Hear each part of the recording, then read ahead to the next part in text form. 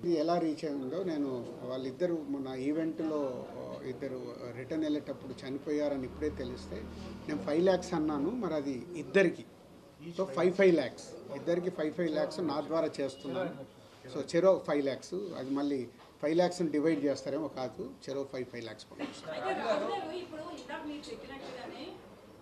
Industry సహాయం కావచ్చు, అటు సీఎం నుంచి అదే ప్రభుత్వం నుంచి కావచ్చు, ఇట్లా ఇచ్చిపుచ్చుకునే ధోరణి ఉండాలన్నారు. కానీ ఇండస్ట్రీకి ప్రభుత్వం చేస్తుందే తప్ప ఇండస్ట్రీ నుంచి ఎలాంటి సహకారం లేదు అనేది మన సీఎం మీటింగ్ లో అన్నమాట కూడా.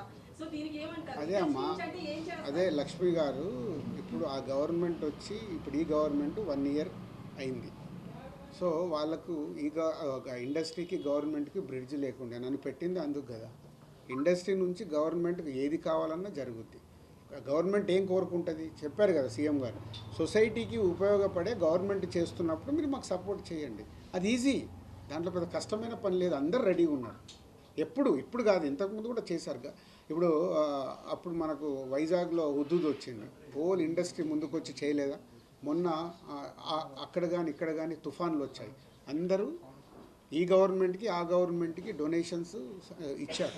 ఎప్పుడు ఉంటారు, దాన్ని ఒక సిస్టంలో చేయాలి. అది ఏమవుతుందంటే చిన్న గ్యాప్ రాగానే టక టక టక స్టోన్స్ పడుతున్నాయి, పడకుండా జాగ్రత్తగా పడుతూ దాన్ని ఎలా బ్రిడ్జ్ చేస్తామనేది ఇంపార్టెంట్.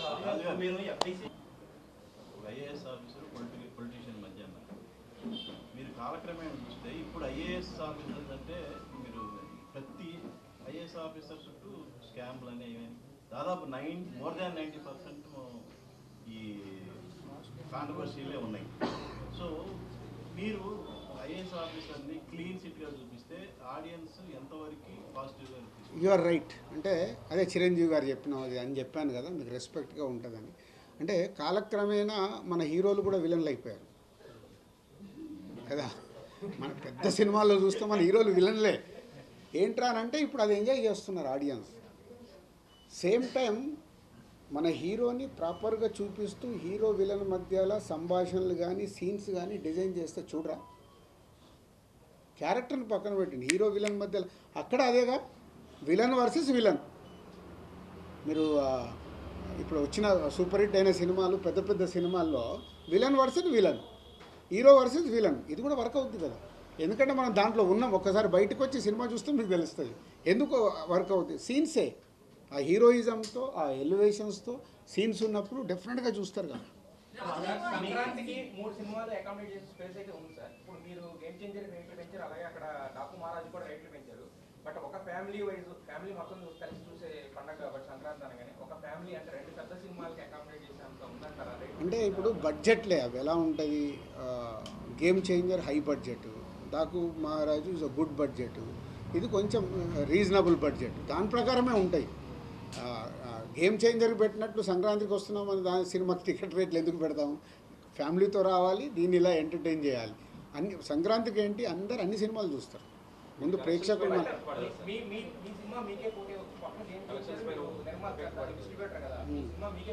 నువ్వు సంక్రాంతికి వస్తున్నాము, నువ్వు ప్రొడ్యూసర్ అనుకో, నీకు కూడా నేను న్యాయం చేయాలి. అప్పుడు నాది కాదు, చేయాలా వద్దా? చేయకుండా అప్పుడు మళ్ళీ మీరే రాళ్ళేస్తారు. కాబట్టి అన్ని జాగ్రత్తగా చూసి వర్కౌట్ చేశాను. థ్యాంక్ యూ అమ్మ. 10:30 అందరు వెయిటింగ్. Okay sir.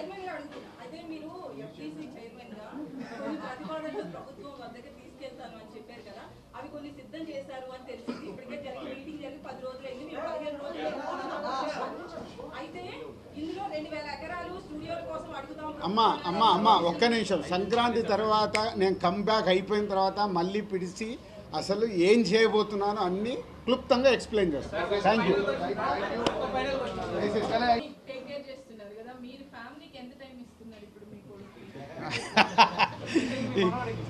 ఇద్దరికి 6 months నుంచి కొంచెం ఫైటింగ్ స్టార్ట్ అయింది. మా టైం ఏది అని, అందుకే 15th తర్వాత ఇస్తాను బాబు, 15 వరకు నన్ను వదిలేయండి అని నేను రిక్వెస్ట్ చేస్తున్నాను. పోతే నేను ఏం చేస్తానంటే జర్నీలో తీసుకెళ్తాను. అంటే ప్లాన్ ఏంటి, ఇప్పుడు జర్నీలో ఫ్రీ ఉంటాను కాబట్టి. ఇప్పుడు మనం చూడండి, విజయవాడ వెళ్ళాను, ఆరాన్షిని అన్వయిని తీసుకొని వెళ్ళిపోయా. నిన్న రాజమండ్రికి వెళ్ళాను, వాళ్ళని వచ్చేయమన్నా అంటే ఆ టైం జర్నీ టైం వాళ్ళకి ఇవ్వగలుగుతా. లేకుంటే ఇక్కడే ఇంట్లోనే ఇవ్వాలి, సిటీలోనే ఇవ్వాలంటే డిఫికల్ట్. అది బ్యాలెన్స్ చేస్తుంది. ఇప్పుడు పెట్టలేనంత బడ్జెట్ పెట్టారు మీరు గేమ్ చేంజర్. ఇప్పుడు మారినాయి. ఇప్పుడు మీకు సస్పెన్స్ గానే ఉంది తెలంగాణలో రేట్లు ఎలా ఉంటాయి. ప్రతిసారి నిర్మాతకి ఇంతే భారీగా సినిమా కోసం డబ్బులు పెట్టడం, లాస్ట్ లో వస్తాయా రావా, ఎంత వస్తాయి ఏంటి అనే సస్పెన్స్ కొనసాగడం. ఇలా కాకుండా ఒక ఫ్రేమ్వర్క్ ఏదైనా తీసుకొచ్చి ముందే ఒక లేదు అదే ఎఫ్డిసి చేయబోతుంది. ఇందాక నేను చెప్పాను కదా, చాలా సమస్యల్ని సింపుల్ చేయొచ్చు. అవి సమస్యల్లాగా మనం చూపించాల్సిన అవసరం లేదు. ఒక సింపుల్ సిస్టమ్ చేసేస్తే దాన్ని ఫాలో అవుతారు. అది మీకు జనవరి 2 కల్లా నేను ఎఫ్డిసి ద్వారా చేసి అక్కడ ప్రభుత్వానికి కూడా, ఏపీ ప్రభుత్వానికి కూడా బ్రిడ్జ్ లాగా ఎవరి ద్వారా అక్కడ చెప్పి ఎలా బ్రిడ్జ్ లాగా చేయాలనేది మళ్ళీ ఇండస్ట్రీ తరపునే వర్క్ చేస్తాను. అట్లేముండదు. ఇదే అండి, మళ్ళీ ఒకటి పాజిటివ్ మాట్లాడతాం, మనమే ఇంకోటి నెగిటివ్ చెప్తాం. ఏదో ఒకటి మనం దాని మీద నిలబడదాం. ఏసి ఇలా ఉంటే బాగుంటుంది అంటే దాని మీదే వెళ్దాం. మళ్ళీ ఇలా అయితే ఇలా అవుతుందేమో అలాంటి హెడ్లైన్స్ వస్తాయి, థంబ్ లైన్సే వస్తాయి.